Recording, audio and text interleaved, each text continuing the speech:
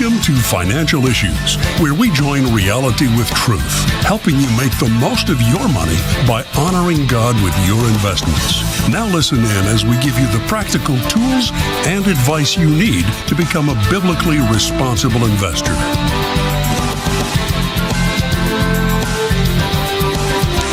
Good morning, folks. Welcome to Financial Issues. We're live this morning. Great to be here with you all. Seth Udinsky with our Studio A team and my dear friend, Mark Minnnella, financial expert, joining me this morning. Mark, great to have you, brother.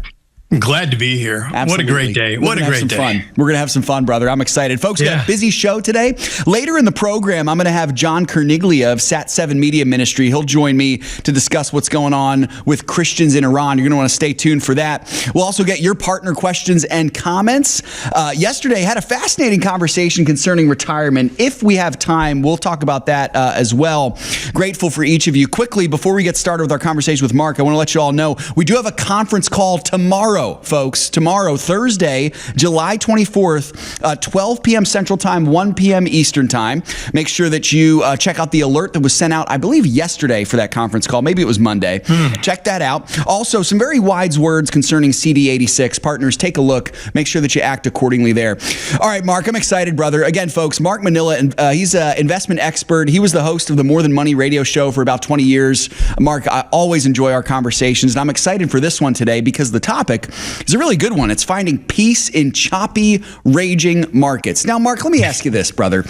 Are the markets, I don't usually assume that the markets are going to be choppy or crazy or get spooked or anything like that. Aren't they nice and calm? Aren't they nice and easy? You're a satirist, right? That's exactly right. Obviously, that's not true. We know that the markets can get spooked, go bananas. Let's get started with some investigation. The market's a jungle. It always has been, always will be. Yeah. The market is just totally a jungle. Always has been. Always will be, and it's made to take advantage of people who don't know what they're doing. It's made to hurt people.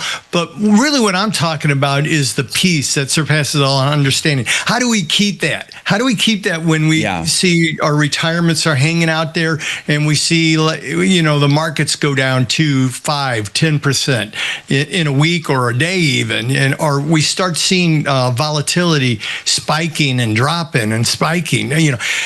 Sometimes we just follow things too closely, some people would say. Sometimes it really comes down to two things, because the markets are getting crazier, and I believe they're going to get crazier and crazier as 24/7 news and everything else is about us. We're gonna see it get worse and worse, and we have AI now taking over the majority of trades. We have what I think I read it was like 80% of all trades done now are done by algorithms instead of individuals. So I saw something like that too, Mark. That's bananas. It's gonna get crazier and crazier. So I thought, maybe something to help Financial Issues partners and everybody on how to maintain peace in choppy waters is to take a look at that, because we will see choppy waters. There's so many things today that can do it. 40 years ago, if something happened in politics, you may not have heard about it for a week or two. Right. Today, you hear about it, I don't know, at least 3 seconds after. 5 seconds, 3 seconds. Yeah, absolutely. And so politics can move. Remember in March when Trump said something about, we might have a recession this year. The Dow Jones reacted immediately and dropped like 2%. Yeah. Just from a little statement somebody made like that, new laws enacted. We see the big, beautiful deal. How do you think that's going to impact things? Well, there's going to be industries that are going to grow, and there's going to be industries that are going to fall because of it, because it supports new things and gets rid of some ugly old things. And it's just funny. You hear Trump saying, "Are you tired of winning yet?" Well, winning causes volatility as well. Yeah, it sure does. There's all sorts of things. What about wars? No, we wouldn't have any of those, would we? Certainly not. Economics, interest rates. Somebody says something about firing somebody or interest rates not going down or interest rates going down, or it doesn't matter. Everything affects the market, this jungle we call the stock market. And, national disasters, they affected terror activities. everything affects the market. So how do you keep that peace? That's the question. How do you maintain peace even in times of market trials and turmoils? And I thought maybe it'd be a good idea to talk about that today. Absolutely. Mark, it reminds me, I often liken it to the way I was just telling you, my son had a little party last night around 2:00 this morning. So I'm a little sleepy this morning, but I kind of liken the markets to a small child like that. My 4-year-old daughter, my 3-year-old son, the way they look at the world is they're controlled by short-term emotions. If something happens immediately, it ruins their life, it seems like. And I feel like the markets are the same way.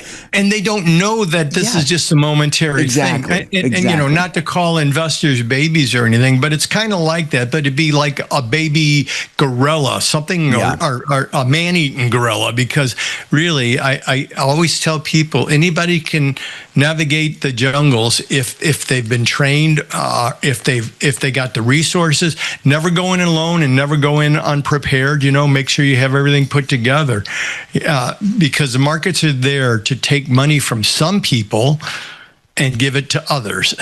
And so it's there to eat you alive, really, if you don't know what you're doing. And that's what's really cool about the partnership. Yeah. You got a team back there preparing, setting camp, making sure we're heading in the right directions, things like that.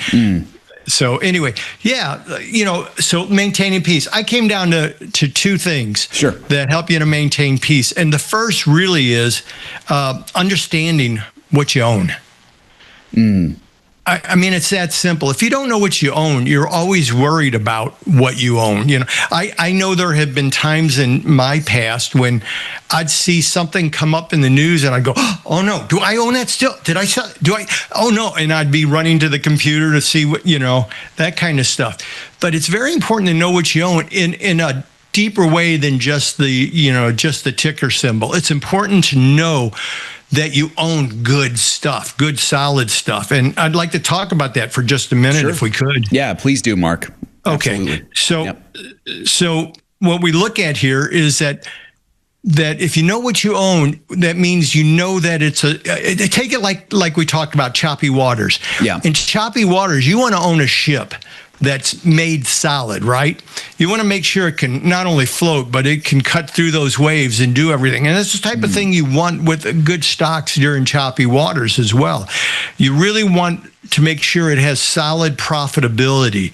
The ability to just keep moving forward. And if profitability pulls back, it's still positive. It's still moving forward. It's growing and it's above average. So that's one of the things. I have like 5 different metrics really for good stocks during choppy waters. Profitability, growing and above average. Strength means, it has the cash and cash flow to take care of any interest coverage, because during rough times, weak ships, those who can't pay their interest, they get called on by banks. They get bad news, and people start selling off, and they end up at the bottom. So you want strong cash and cash flows, low debt. You want to make sure your current ratios are right from the income, and you want to also make sure that there's room for growth in this company. Has this company hit its peak? I know a lot of people say, do companies ever hit their peak? Well, yeah, they can. If you make a product that becomes obsolete and you haven't adopted or created new products or have anything in line, you're going to go out of business. You also want to look at valuations. You want your stock to be reasonably priced. Okay. Now, a lot of people's eyebrows just went up. I could see them all listening and watching. Reasonably priced. What does that mean? We got NVIDIA that's gone through the ceiling. We have all sorts of stocks that have valuations where the PEs are just crazy, right? Well, I'm not talking about every stock in your portfolio, but it's good to know that if you have some where the valuations are just, outrageous, that there's a good chance when the markets get real choppy and stay choppy or drop real hard, that stock's going to take a hit. You have to be ready for that. And it's okay if the rest of it is solid in many ways, because it's a good chance it could recover as well. That's right. So, but knowing what you own, you're at peace with it. Is like, okay, like I got a third of my portfolio in really stable, strong ships. I mean, they're made out of the best steel. They got the nuclear engines. They're just powerful. They're gonna weather this. And then I got a few, balsam wood little dinghies that I'm speculating with, and that's okay. I can get rid of them quickly, or I can it won't hurt my portfolio too bad. But in general, these are the things you want to see. Mark, that's so well said. It reminds me, and we're coming to a break here, so I have to pick this up on the other side, but it really does remind me of one of our core tenets here is being well diversified. If one of those stocks that you mentioned takes that hit, you got the other ones that can carry it. That's so important, folks. I hope you can remember that here. Mark, we'll pick this up on the other side of the break. I'm enjoying this conversation a lot, hearing your wisdom. Folks, I got Mark Minnnella on with me for the first part of the show today. Excited to have him. More financial issues around the corner right after this break. Hope you'll stick with us. Be right back.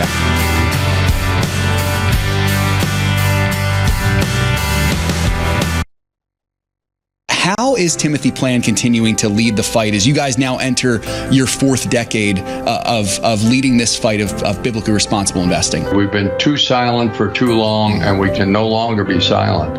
You stand up, like Ronald Reagan said, we're only one generation away from losing all of our liberty. It has to be fought for. I wish it didn't. And you can fight for it. You don't need guns and ammunition and that. You can fight for it, especially with your dollars, because it's always about the money. And when the money starts impacting people, they start paying attention. When we launched this, they said it couldn't be done, but here we are 30 years later. They said you couldn't get competitive returns, but here we are. What a tremendous testament of God's grace.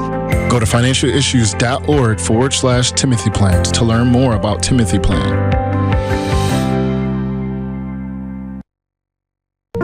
For $132 a year, they get a step-by-step process. Who ever heard of getting an education for $132? I'm just a high school graduate, and I never thought that I could learn so easily. And the strategy is so simple. I just want to say I appreciate you guys. We have done so well, so we really appreciate everything you guys do. Go to financialissues.org to get started today. Hi, this is Sheena Bird, the host of Financial Issues. The Financial Issues family is so blessed to have saved tens of thousands of babies, all thanks to the generous support of you, our listeners and viewers. For $140, you can sponsor 5 ultrasounds. Please go to preborn.org, that's preborn.org, or financialissues.org and click on the Preborn logo. Save a baby, save a life. Securities offered through G.A. Reppel & Company, a registered broker-dealer and investment advisor, member FINRA and SIPC. Opinions expressed by Shanna are hers alone and are for informational purposes only, and do not necessarily represent those of G.A. Reppel or the outlet on which you are listening. You should consider how the information applies to your situation prior to personally implementing it, and consult any financial professional you work with to make sure it's applicable to your financial plan. Folks, I'm so grateful for my friend Mark Minnnella joining me today, giving some great insight on the skill, really the learned skill of having peace in the markets. Folks, the markets are volatile, but you can do really well in them. We would actually encourage you to be in the markets. We would encourage you to invest. Mark, you had shared, I believe, 5 characteristics of a well-made company, and you likened it to a ship. You shared 4 of them. What's the 5th? Oh, the 5th one is dividends. And this is not like strength or valuation or anything like that. This is more like a lifesaver, if you think about it, because in choppy waters, when they're are no capital gains, when there is no growth going on, or when it's so volatile that it goes sideways, which I've seen a lot of sideways markets, a lot of summers where the market went nowhere. But if you have a good dividend paying stock, it keeps it afloat. It gives you the 2 to 4% or better, that kind of thing. Yeah. And that can be really important during flatter times or volatile times. I mean, another way to look at it, if you have a good, a high-paying dividend in a strong stock, let's say it's 7%, maybe the valuation's way too high or something, but when that valuation comes down during panic mode, that 7%, it's got to drop 7% just to get down to broke. Mark, I appreciate that. Yeah, absolutely, man. Let's move here, brother, to, you had teed this up a little bit in that last segment. What are the keys for us as biblically responsible investors in finding peace in the midst of these choppy markets? My guess is, and please correct me if I'm wrong, Mark, I don't think that the solution is to just run and hide. Yeah, stick your head in the sand. Yeah, right. Forget about everything. Exactly. What would you tell us? What is that solution? No, not at all. The key to everything, what is that? The Bible school teacher, every time he asked a question, the answer was Jesus. Yeah, Jesus, that's right. Yeah. Of course. That's always the answer. Well, it is here too. It's God's word. And, I'd like to submit that there's just so many great verses about the peace that we can realize if we stay focused, like Philippians 4, 6, and 7. Now, I'm going to read it just so when I memorize things, I've been through so many different versions in my early days as a Christian, and then as I grew and later. But Philippians 4, 6, and 7, do not be anxious about anything, but in every situation. Well, stop there for a second. Every means every, not some, but in every situation, good markets, bad markets, emotional, wars, it doesn't matter. By prayer and petition, with thanksgiving. And this is a big part of that. Everybody misses that in there. We should be always giving thanks, no matter if the markets are up or down, no matter if he's increased or decreased your wealth. God knows exactly where he needs you at this time to bring the most peace to you and to bring them closest to him. Present your request to God, and the peace of God, which transcends all understanding, will guard your hearts and your minds in Christ Jesus. That is so powerful, that verse. It says so much. What we're supposed to do, stay focused on Christ, present our petition to him. If we're worried, God, I'm worried. We don't have to worry that God's going to say, you silly man, why don't you trust me? He created us. He knows us. He says, come to me, bear it all, and then let me know what you want. And, if it's within my will, I'm going to do it for you. And if it's not, I'm going to do something better for you, and we can embrace that peace that surpasses all understanding by doing that. Absolutely. Mark, let me ask you a hypothetical question here. I actually have two for you. The first one is this. How would you counsel someone who, let's say they tried investing and it didn't work out for them? Maybe they were spooked. Maybe they bought high and they sold low. Maybe they kind of went in at a bad time. They got out of bed. They tried to time the markets. How would you counsel someone like that to kind of come back, to stay the course, to not be afraid? Because my guess is if someone goes through that, there's a good chance that they might not try investing anymore. How would you counsel them? Yeah, and I've met quite a few people over the years, and that has happened to them. Yeah. And it's an incredibly good question, Seth. It really is. And let me start with saying the counsel wouldn't always be to come back. And here's why. If you're at peace where you're at, if you go before the Lord and you bear your heart to God and you get to a place of peace, then it's okay not to be in the market. That's not going against anything in the Bible not to be in the market. In fact, you never know what God has for you. He's the only one who knows tomorrow. What if tomorrow or a week from now, or let's say the markets do collapse again, and your market was all in there because you didn't want to be a scaredy cat and you didn't want people saying you didn't trust God during this. So you went in, but the markets collapsed, and now you have, and just for illustration purposes, only half of what you had. And you find out your brother, your sister, your aunt, your uncle, your mom or dad needs a lump sum equal to what you had you not been in the market. to keep their house, for medical or for something. You see, God knows what we need.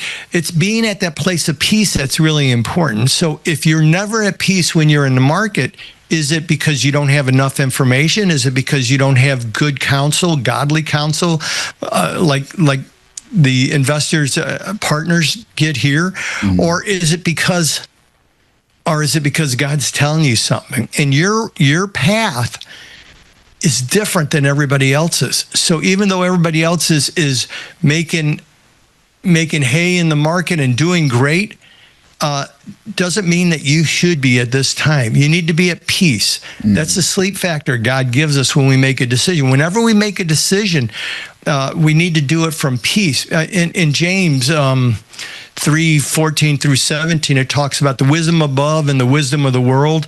And the wisdom from above is first peaceful, gentle, willing to yield. Mm. That's very important. That's very important to know. So first, you got to make sure it's not your lack of understanding or godly counsel that's keeping you there. And second, you need to get to a place of peace. If it is your lack of wisdom, if it is your lack of understanding of the markets, then find somebody to help you.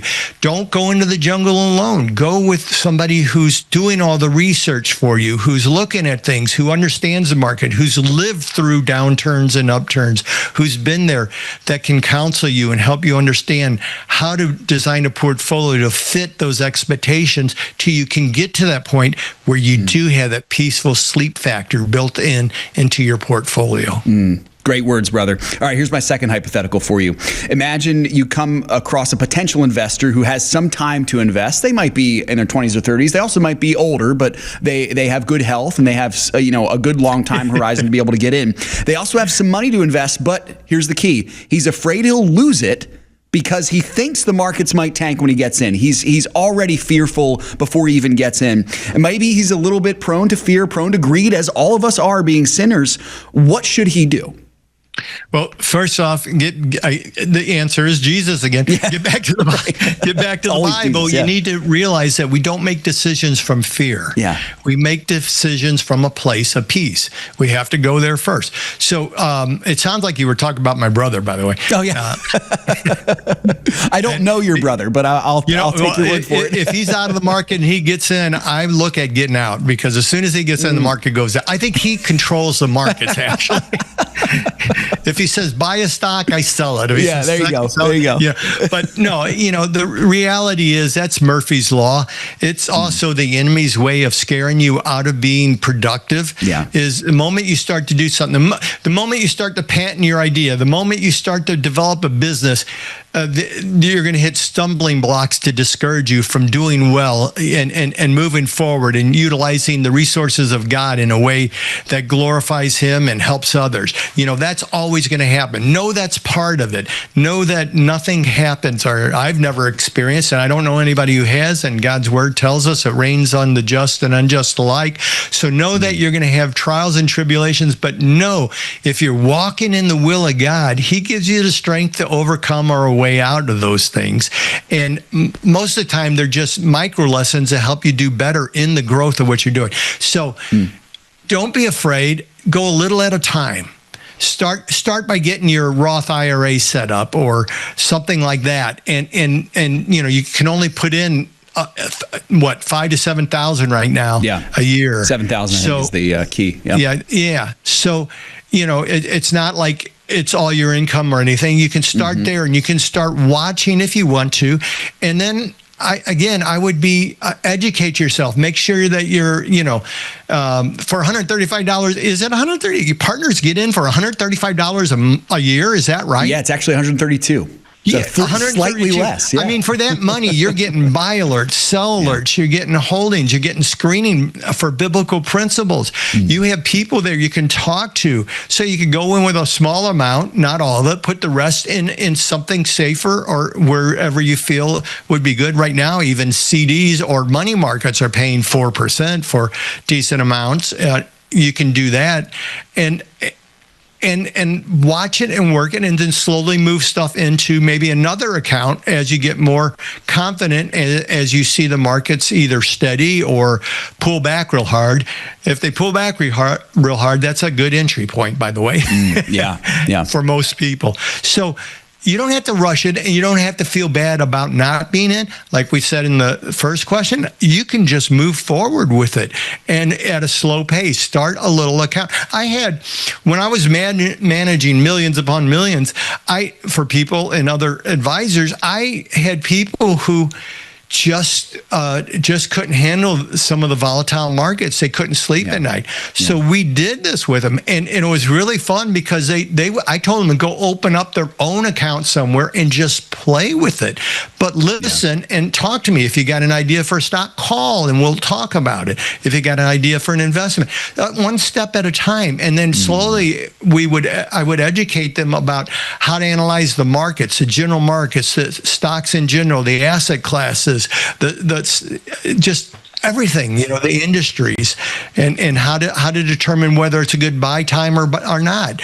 And over time, they became confident, and all their money moved into the market eventually. Mark, one thing that we can count on, actually, I'll say two things that we can count on. These aren't the only two things. One of them being the markets will be choppy at some point. And the other thing, much more important, is that the Lord is on the throne nonetheless, and that he will bless the obedience of his people.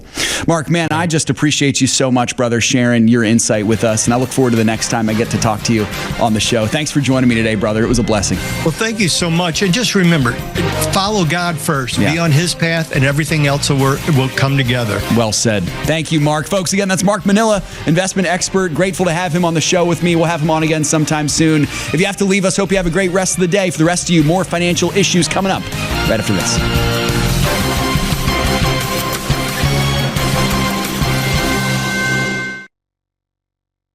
In the last 10 to 15 years being in ministry, being married, something that has been constant in our lives is Samaritan Ministries. As we've moved, we've had babies, we've had different things come up, we have just been able to rely on Samaritan in ways that we never really even thought about before becoming members.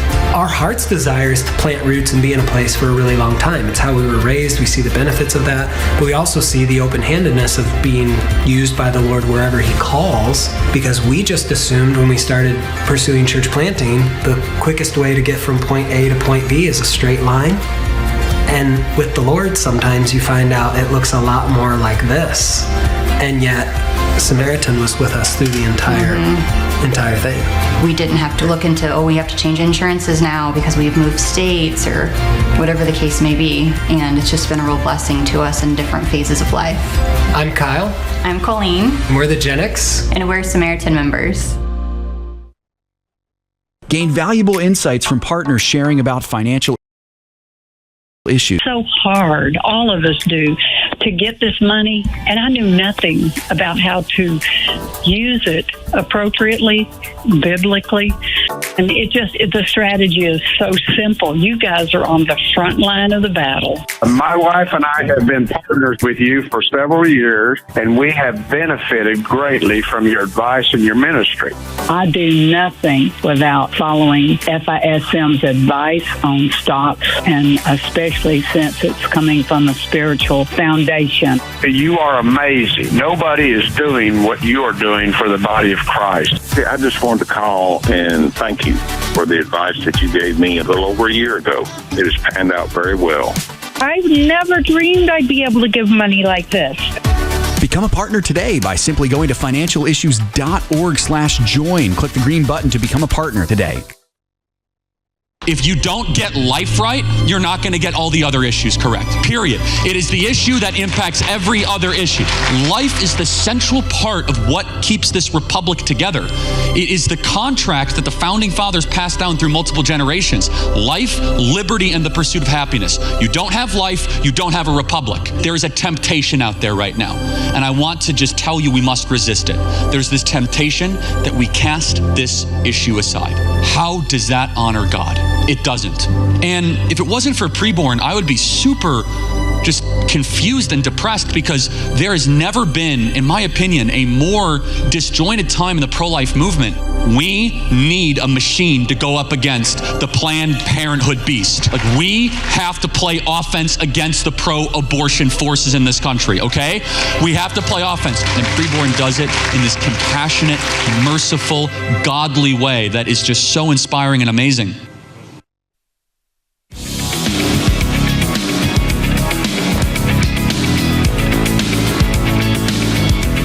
Folks, I do hope you enjoyed my conversation with Mark. It's always a blessing to have him on. I appreciate that so much.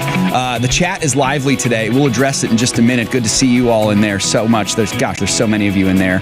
And it's difficult to talk at the same time as trying to look through and read some of these chat comments. So it's just the fun of being able to do this show. I wish I had 2 more sets of eyes. That'd be awesome. But at any rate, that's what we're sitting with here. We talked about the volatility of the markets in that last segment, folks, and sure enough, the markets tend towards that way, whether good or bad. Yesterday, they were somewhat muted, which is always nice to see that. So by the closing bell yesterday, the Dow Jones finished positive about 0.2%. The NASDAQ mirrored it in the negative, about 2/5 negative. The S&P was right about at the flat line there. So they were digesting everything again that's happening, just like some of what Mark talked about in politics, in the economy, different things like that. And this morning, sure enough, a political announcement has driven the markets upwards. This morning, Donald Trump announced that it's some good news. There's a fresh trade deal with Japan. The agreement includes reciprocal tariffs of 15% on the nation's exports to the U.S. The president also said the United States is meeting with European officials to push a trade deal with the EU as well. And sure enough, the markets are liking all of that. They're opening positive this morning. The Dow Jones is up 0.5%. S&P is up about 1/3, and the NASDAQ up about 1/4. So that's kind of the way it goes here, folks. Our hope and prayer for us here is that we can equip you to be able to have that steadfast, steady spirit so you can weather the storms of whichever the way the market goes, whether they go up or down. Folks, did want to remind you our show today brought to you in part by our friends at the Timothy Plan. I so appreciate Timothy Plan and everything that they do and helping us keep that steady, steadfast mindset with the markets, but also offering completely biblically responsible investment options. So I want you to check that out if you have time today, timothyplan.com. All right, folks, let's do a little heart-to-heart here, if you don't mind, chat, especially with our chat, but with all of our audience. So yesterday, I had Bob Barber on the show. We discussed the biblical perspective on retirement. I noticed in the chat there were a lot of opinions about this, some negative, some positive, about some of what was shared. I would like to, chat, with your blessing, try to bring some clarity to what we said yesterday that may have been confusing. I've even seen some chat comments today to see some people kind of wondering about it. So let me try to clear the air as best I can here, okay? And we can try to do that together. And if you've got questions about it, put them in the chat as well. Let me say this first off, right off the bat. Retirement is not sinful, nor is it evil. I'll say that again. Retirement is not sinful, nor is it evil. In fact, we would argue here at the ministry, based on our investment strategy, you should prepare for retirement. That's a good stewardship responsibility. You should prepare for the day when you can no longer work or you choose not to work. That day might come sooner than you think, might come later than you think. You should have a plan set up to be able to do that. You have a responsibility to do that. You should start that when you're young. Folks, full disclosure for you, guess what? I am currently investing for my retirement right now using the FISM growth fund model. Obviously, I don't think it's sinful. I don't think it's evil, of course. I saw there were some chat comments yesterday that some people thought what we were saying is that retirement is somehow bad or evil. That's not it at all, and that's not what we were saying at all. I apologize if there was any confusion with that. What we were saying is that retirement, like wealth building in general, can be sinful. It can be. How can it be sinful? Well, it's pretty simple when it's abused for selfish gain.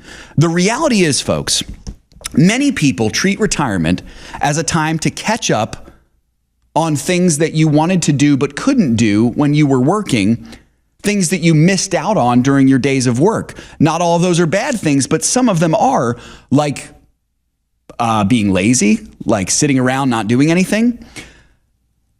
What we were addressing yesterday is the proclivity to do those things in retirement.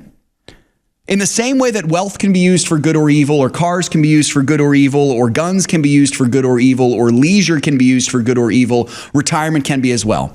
That's the only point we're making yesterday. Retirement is not sinful. It can be a wonderfully good thing, but it must be stewarded well. That was the point that I wanted to make yesterday. I'll share this with you, folks. Personal testimony here for you. About a year and a half or so before I came to the ministry, this was about 6 years ago, I had previously worked a job at a church. I was on staff at that church for about 10 years. It was my home church. I was on staff there for 10 years. The final 6 of those years were almost full-time or full-on full-time. I was in ministry. I was going for my Master's of Divinity. I was really busy during that time. But then in 2019, I decided voluntarily to leave that job. And I had some things in the work for other jobs, but they weren't starting quite up yet. And some of them didn't pan out, as it turned out. And so I entered a season similar to what many enter in retirement.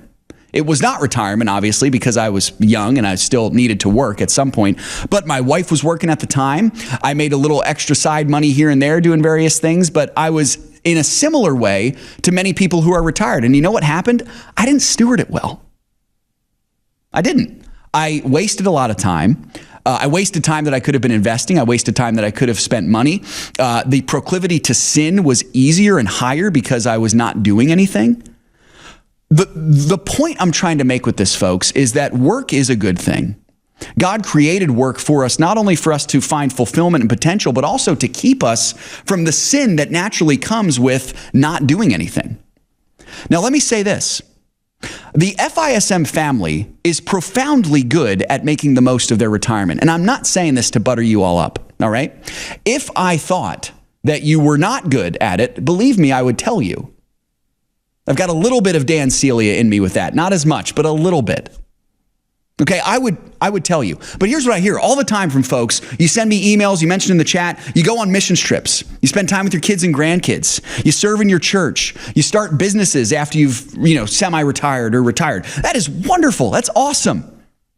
What I could have done better yesterday, I think, folks, was clarify that from the beginning and really make the point that the conversation Bob and I had yesterday was really addressing the temptation towards selfishness in retirement, which faces all of us.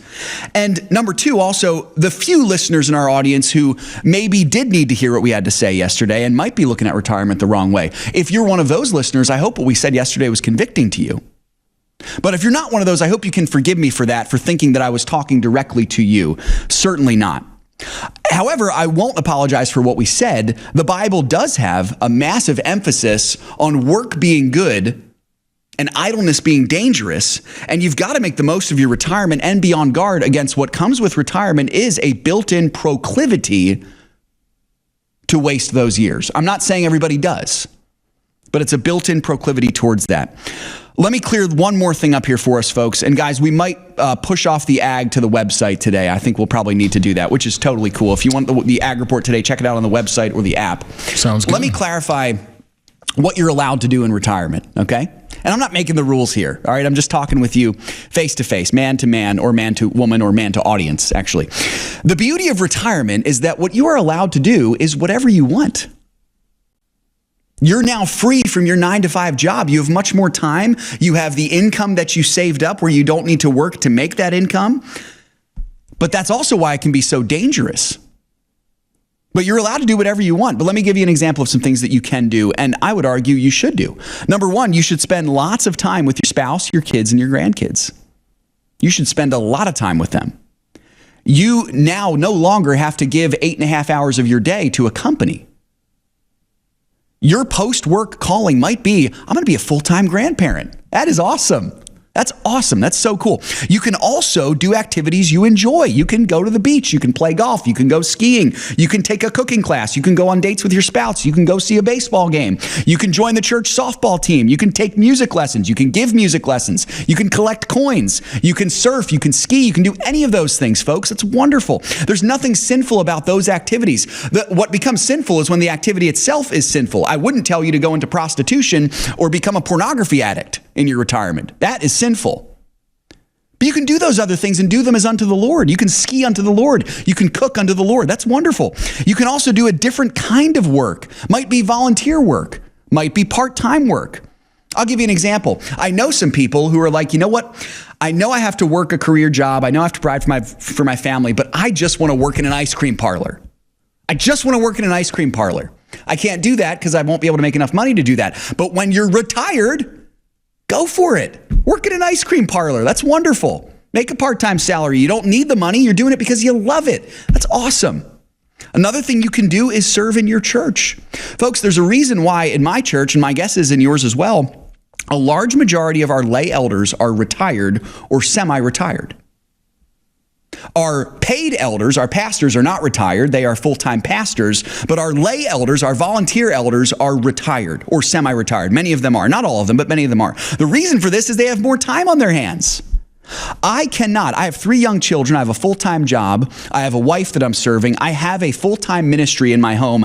I cannot serve the church the way a retired man can. I should serve in any way that I can. But my first ministerial calling is to my wife and children. That's my first ministry. And oftentimes that's a full-time job on top of the full-time job I have here.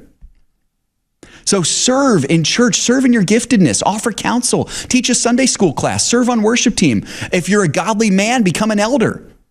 I think all those things are great, folks. I hope that can offer you some clarity. And I apologize for any confusion that we might have shared yesterday. Your retirement can be such a good gift. But it's a gift that needs to be stewarded well. It's a gift from God, folks.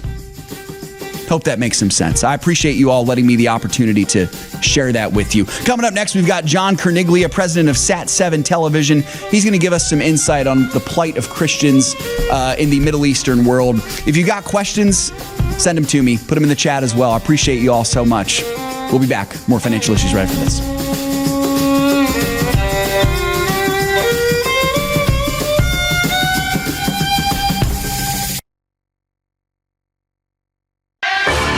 It's up to us to stand up and say, enough is enough. All of this unbiblical stuff that's going on, whether it's abortion or transsexual or LGBTQ, widespread pornography, human trafficking. Bottom line, it's still up to us. If we stop investing in these corporations that are trying to destroy us, sooner or later, they're going to wake up. To learn more about biblically responsible mutual funds and ETFs, go to timothyplan.com.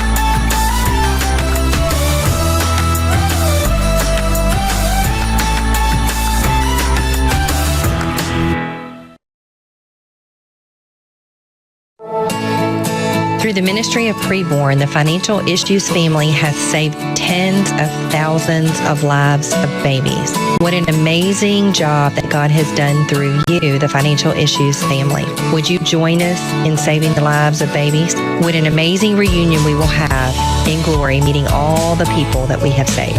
Please go to preborn.org. That is preborn.org or financialissues.org and click on the Preborn banner. Expressed on this program do not necessarily represent the opinions of the station or any of the program sponsors. Additionally, all products or services offered by the program sponsors may not be known by the program. Folks, welcome back. It's great to be here with you this morning. As always, I've got a special guest on the program joining me today, John Cerniglia. John is the president of SAT-7. SAT-7 is a multimedia ministry, television, different media outlets, and they're doing some great work, particularly in getting the word out about the plight of Christians in a hostile world. John, welcome to the show. Thanks for joining Seth. me Great today. to be with you. Yeah, it's great to have you, brother. Let's begin right away here. You're an expert in the plight of Christians in a hostile world, as we just mentioned, specifically in the Middle East. That's where I'd like to begin, in the country of Iran. Now, as you know, historically, been one of the most hostile regions in the world for Christians. Interestingly enough, people don't know this. I'm actually a historian by schooling. Once a Christian land way back, probably more than 1,500 years ago, before the tide of Islam swept through in the 7th century. What is the plight of Christians in this region today, John? Yeah, Seth, it's really hard, I think, for Americans to wrap our heads and our hearts around what Jesus followers in Iran and across the Middle East are facing. Yeah. It's important to remember that because, we drive to Starbucks, we pass a half a dozen churches on the way there, right? So it can be really hard to understand this. But in a country like Iran, and in fact, across the Middle East and North Africa, in 25 nations, Seth, you've got 600 million people, 3.5% are Jesus followers. So people in the region are an extreme minority facing persecution every day. And John, what specific types of persecution are they facing? My mind immediately goes to, obviously, what we saw throughout church history, particularly in the age of the early church. You see martyrdoms. But what else is happening? Yeah, well, we hear stories all the time of people coming to faith in Iran. I've got a story of a 16-year-old teenager named Amir. He goes to the doctor in Tehran, the medical doctor, confesses secretly to the doctor that he loves Jesus and is a Christian. And the doctor warns him that you could be sentenced to death for your beliefs. And his mother, very upset about him abandoning the faith of his forefathers, and threatening to disown him from the family. That's an everyday occurrence, Seth, in a place like Iran for new believers. That's it does remind me, John, of what our Lord said, speaking about how basically how the gospel may cause even a divide among family members, and what a terrible, terrible thing. What other types of persecution do people face in these regions, and specifically things that might be different than what we face here? Sure. Well, in the workplace, for example, most of us have the responsibility to provide for our families, to put food on the table, a roof over our heads. I've met many first-generation Muslim background believers in the Middle East and North Africa who lose their jobs, their livelihoods. They're sort of branded in a negative way, of course, and employers don't want to touch them. And so now you've got families facing food insecurity, threats to proper housing as well. And John, I know you speak often about the plight specifically of children in these regions. Folks, I know this is a very sensitive thing, especially if you have children. I've got 3 young children of my own, John, and it's difficult to ask this question, but I'd like to ask it anyway, and for you to go as deep as you'd like. What are some of the dangers specifically facing Iranian Christian children? Yeah, well, let me just broaden it a little bit, Seth, and say, we see people in the region marginalized. I mean, we see it all over the world, of course. What we have come to accept in the West as human rights or biblical truths about the way God created women and children in his image, or you and I and our listeners accept those to be fact and truth as they are. In some regions of the world, we see some horrifying things that are culturally accepted in the region with regard to how women are treated, perhaps as property, perhaps as objects of sexual desire, even within families. And we speak out in love. So in other words, in our programming on SAT-7, what we emphasize more than anything else is that everybody who walks this earth, Seth, was created in the image of God, the creator of the universe, as a holy temple. And that shakes people into rethinking the practices, the historic practices towards women and children.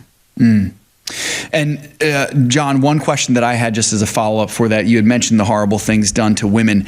Is it true in many of these Muslim-dominated countries that oftentimes women are forced into child marriages, meaning they're 9, 10, 11 years old being married off to 40, 50-year-old Muslim warlords? Is that something that we just assume is happening, or is that something that is actually happening?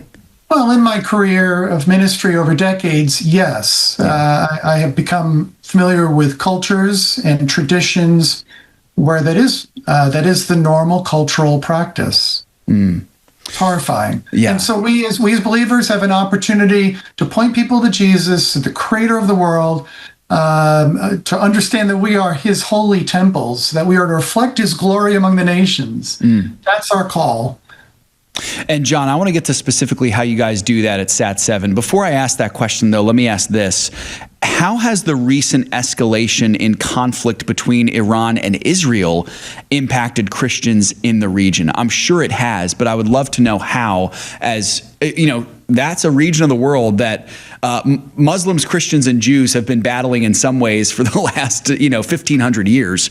But what are the ways that Christians have been impacted by that conflict between Jews and Muslims? Yeah, well, in Palestine, in Israel, in Iran, and in other countries throughout the region, all people, all human beings are facing consequences of the war. So when bombs fall, they're hitting all sorts of people of all three major religions. So to answer your question directly, Seth, there are Jesus followers in Palestine who have been impacted by the bombing. There are Jesus followers in Tehran. Same thing. I mean, all over the world we see this. You see it, of course, in Ukraine and Russia as well. Yeah, absolutely. All right, John, tell our listeners, so SAT-7 TV, you guys have a platform. You guys have been given this gift to steward. How do you guys bring the gospel to the nations, particularly in light of what we just talked about? How do you use SAT-7 TV to help get the word out, to help fight back against this darkness that we see? Yeah. So it is our heart to bring light where there's darkness. We do that in love. We don't do that in judgment or condemnation. It's very intentional on our part. We have 4 satellite channels reaching about 15 million viewers a year in 25 nations. These channels can't be blocked or censored by anybody. So that distinguishes satellite from the internet. We've been reading about and hearing about the internet being shut down by nations. You can't do that with satellite. Satellite, Americans, we hear satellite, we think of it as a premium product. In the Middle East and North Africa, 95% of people who watch television use satellite. And so on our 4 channels, Seth, we have 300 programs addressing a whole wide range of issues of the day, all threading through the gospel good news of Jesus Christ as Lord and Savior. And so in Iran alone, we have about 1 million people that we reach annually in Iran presenting the gospel good news. And so if you're in Iran watching us, you call and you have questions, Seth. It's not just a one-way thing. We give you a phone number, you call in, and we have a whole team ready to answer your questions. John, that's amazing. That gets me really excited to know that there are other folks out there in similar spaces as we're in here at Financial Issues. We have a radio and TV ministry as well, trying to get the word out of biblically responsible investing. It's great to stand shoulder to shoulder with you guys, brother. I think we'll have to close with this question, John. How can Christians in the United States lift up and support maligned believers in Iran and in other places that we had mentioned, especially considering the fact that some might not be able to go on mission? How can they still support? Yeah. You can't hop on a plane and go to some of the places that we've been talking about, Seth. Yeah. But what you can do is so much more powerful and important than that. I'd say a few things quickly. Pray persistently, pray unceasingly for all people across the Middle East and North Africa, that they would be drawn to the Lord. The Lord is presenting himself through dreams and a whole wide range of ways that people are coming to learn about him. So pray continuously, even for your enemies, as Jesus teaches us to do. Pray for everybody in the Middle East and North Africa. And pray for the Christians. There's millions of Christians in the Middle East and North Africa who are on the ground witnessing. Pray for their safety. Pray for their protection and their boldness. John, I appreciate you so much. Quickly, brother, how can our listeners learn more about SAT-7 TV and follow the work that you do? Yeah, check us out on the web. You can Google us, sat7usa.org, and learn more about the different ways that you can participate in our ministry. We welcome you. It's going to take the entire body of Christ to bring the gospel. into the Middle East. John, I appreciate you so much, brother. Thank you for the work that you guys do. You're wonderful stewards of the gospel, and it's an honor to get to promote the work that you guys do here on our show. God bless, brother. Thank you. Thank you. Same to you, Seth. Bye now. Absolutely. Folks, again, John Cerniglia, president of SAT-7 Multimedia Group. Wonderful to hear what they're doing and bringing the gospel to the darkest corners of the world. Boy, it was a delight to be here with you on the show as always, folks. Remember, everything you have belongs to the Lord. Let's be found good and faithful stewards with what God has given to us. Until next time, I'm Seth Udinsky. Remember, it's all His. We'll see you next time.